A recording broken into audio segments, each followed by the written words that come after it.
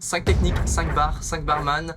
Aujourd'hui, je suis avec Mathis et Alan. On est au Big Easy et aujourd'hui, on va voir le Fat Wash.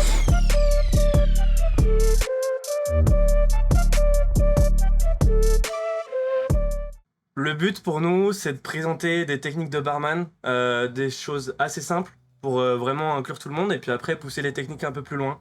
Des formats longs sur YouTube, des formats courts sur Instagram. Et donc aujourd'hui, je suis ici pour vous présenter le Fat Wash au travers de mon bar qui est le Big Easy. Le Big Easy, c'est un bar qui est sur le Vieux-Lyon, donc qui est un American bar inspiré de la Nouvelle-Orléans. L'objectif, c'est de présenter principalement des cocktails classiques, revisités, retravaillés. La carte sert vraiment d'indicateur ici, donc le but c'est de faire du service à table, d'aller vraiment faire du conseil client. Je pense que 50% de ce qu'on va vous servir, ça va être des choses qui vont être créées en fonction du client ou des cocktails adaptés en fonction de vos goûts. Dans l'ensemble, c'est ce qu'on essaye de faire et de pousser les techniques, de prendre le temps avec les clients et voilà, d'être un bar à cocktail américain, tout ce qu'il y a de plus classique. Aujourd'hui, on présente le Fat Wash. Alors c'est vrai que moi je le connais pas très bien, il me semble que c'est une matière grasse qu'on va mélanger avec de l'alcool pour donner un peu de goût. Je sais pas si tu peux nous le présenter un peu plus. C'est simplement expliquer exactement ce que tu as dit. C'est littéralement ça, on va utiliser une matière grasse qu'on va mélanger à un spiritueux pour lui apporter du goût, tout simplement. N'importe quelle matière grasse, n'importe quel spiritueux. Le Fat Wash de base qui a été inventé, je crois, au Canada, qui s'appelle le Benton Old Fashion, en fait, qui est juste un Old Fashion avec une infusion de graisse de cuisson de bacon. Okay. Le but, c'était de faire cuire du bacon, récupérer la graisse, le mélanger au bourbon, du coup, rajouter juste un petit peu de sirop d'érable et faire un Old Fashion avec ça. En fait, l'intensité aromatique qu'on va obtenir au final dans le Fat Wash dépend juste de la quantité de graisse qu'on va mettre à la base. Ok. Voilà, donc si on va faire par exemple un Old Fashion qui va être très orienté sur le spiritueux, où on aura peu de dilution, où c'est vraiment le whisky qui va être Fat Wash qui va être mis en avant, on va pas forcément mettre beaucoup de matière grasse parce que il va tout de suite sinon trop ressortir. Si on veut faire quelque chose de plus dilué, on va en mettre plus pour justement le ressortir. C'est comme une infusion classique, on va l'adapter, c'est juste qu'on utilise un corps gras à la base. Du coup, vu que tu nous en parles si bien, est-ce que tu nous as préparé un petit quelque chose pour aujourd'hui? Peut-être nous montrer ce que tu as fait Alors, vous faire un Fat Wash sous vos yeux, c'est compliqué parce que Ouais. sinon, faut qu'on soit là jusqu'à demain, quoi. Mais c'est combien de temps un peu pour, je sais pas, pour faire les infusions au congèle, enfin, si je vais en faire un là ce soir pour Ça le va week-end. dépendre du corps gras et du spiritueux. Okay. Globalement, il y a une constante, parce que les corps gras congèlent pas non plus à des différences de température folles ou quoi que ce soit. Ouais. Ça va dépendre de l'intensité aromatique aussi pour le temps d'infusion. Okay. Donc, typiquement, on prend son spiritueux sur un bacon, je vais laisser peut-être plus d'infusion à l'air libre que sur de la truffe qui est beaucoup plus aromatiquement présent et va beaucoup plus prendre le goût. Okay. Mais en soi, c'est vraiment une demi-journée dans le whisky, si on a bien, enfin dans le spiritueux en général, si on a bien secoué avant avec la graisse. Ensuite, on le met au congélateur. On attend juste d'avoir la plaque dure sur le dessus. On fait un trou, on filtre et c'est fait, quoi. Et l'avantage, c'est que c'est pas comme une clarification où on va avoir vraiment beaucoup de matière. Oui. La filtration, je vous montrerai après, en fait, elle coule. La bouteille, elle se filtre en 20 minutes, quoi. En 25 minutes, quoi. C'est vraiment. C'est pas une clarif. Ouais, c'est ça. On n'en est pas là du tout, quoi. Donc, on le met, on le surveille 20-25 minutes et c'est fini, c'est fermé. Et après, c'est un spiritueux, donc il n'y a pas de date de péremption, il n'y a pas de. Ouais. Donc il n'y a que des avantages, quoi. Donc ouais, dans le principe, on prend juste une bouteille de Buffalo Trace, du bourbon classique, tout ce qu'il y a de plus simple. Ça, c'est quelque chose qu'on fait sur la carte actuellement. De l'huile de truffe, donc là elle est vide parce que je l'ai déjà utilisée. Ça veut dire que ça doit bien marcher. Ouais, mais dans le principe, c'est ça. Je vais prendre mon bourbon, je vais pas vous le faire sous vos yeux parce qu'il y en a plus, mais je prends mon bourbon, je mets dans la bouteille, je secoue un coup, j'attends 5-6 heures, je le mets au congélateur. En fait, en sortie de congélateur, j'ai quelque chose comme ça, donc je pense qu'on ne le verra pas très bien à la caméra. Mais en fait, on voit bien, là j'en ai fait hier, c'était juste pour présenter, donc j'ai pas fait une bouteille entière. Mais en fait, on voit bien que le liquide, le whisky est toujours liquide au fond. Et si on regarde de près, il y a une plaque de graisse en fait. Je pense pas qu'on la voit à la caméra, mais en fait, il y a une sorte de grosse plaque de graisse qui s'écrée. Okay. Et en fait, là, tout ce qui reste à faire, objectivement, on prend juste un filtre à café. Ouais. On prend ça quand même, parce qu'en fait, il y a peut-être des fois. Alors là, j'ai l'impression que j'ai une bonne plaque. Mais des fois, il y a des petits morceaux de graisse qui vont passer. Okay, ouais, ça permet de les récupérer là, parce que si on les laisse là-dedans, en fait, ils vont se rediluer dans le filtre et au final, il y aura de la graisse dans le résultat final. Et là, on attend et ouais, voilà, ça coule quand même plus vite qu'une clarification, quoi. On est c'est le jour et la nuit.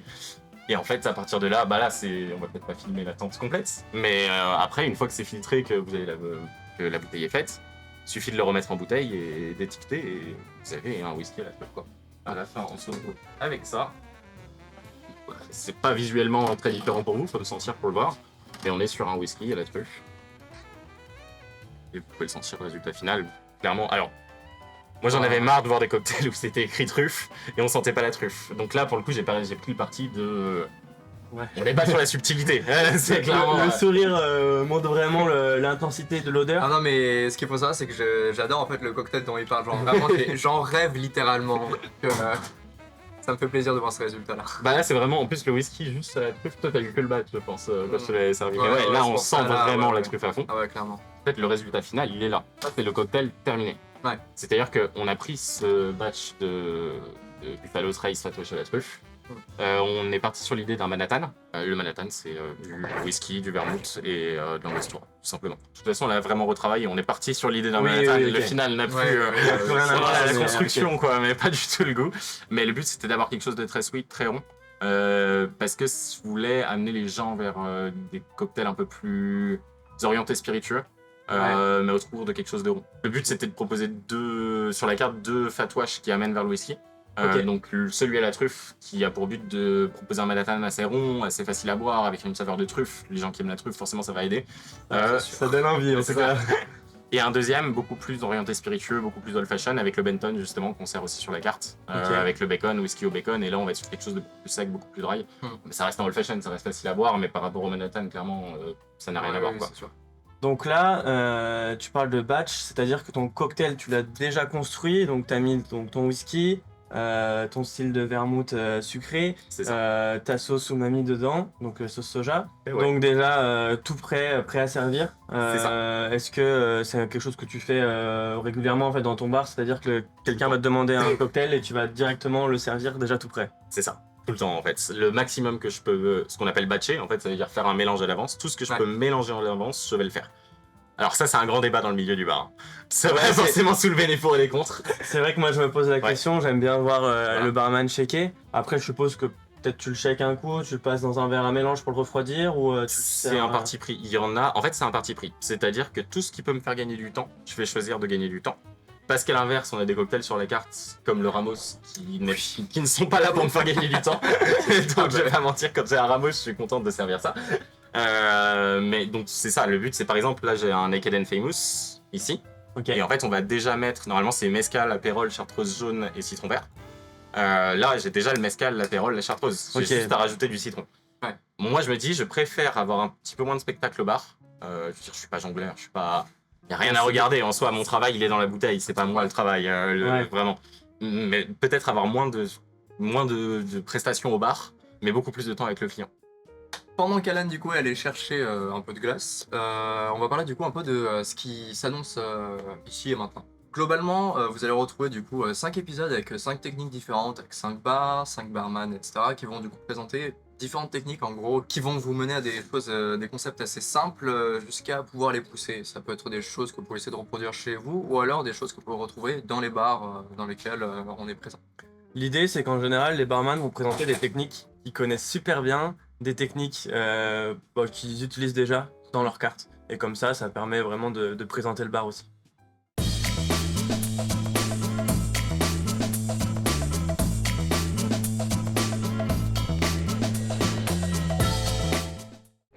Qu'est-ce qu'on a ici sous la main? Alors, on a le cocktail final, déjà servi.